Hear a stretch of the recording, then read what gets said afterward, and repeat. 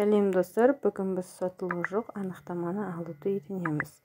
Ол үшін менде мысалы бірінші бетінде шығып тұрады отсутствие несудимости деп.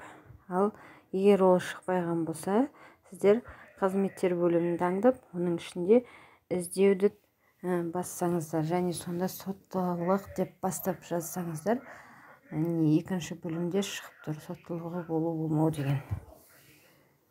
Сол қызметті алу авторизациядан өтеміз. Және құжатты алу үшін обновить етіп отырамыз, жаңартып. Бұл анықтама тез дайын болмауы мүмкін, сондықтан бұны қайттан кері қарай шығып 5-30 минут аралығында дайын болуы мүмкін. Оны хабарламалар бөлімінен сол уақытты аралығында қайттан қарасаңыз дайын болады. Мысалы, мына жерде менің бұрынғы соттылыққа берген өтінішім уже дайын тұр. Соны сіздерге мысал ретінде көрсетейін. Мәртебе парағына өту дейсіз, дайын құжат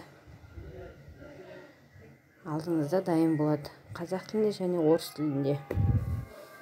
Видеом сіздерге пайдалы болса, лайк басып, комментарий жазып, каналыма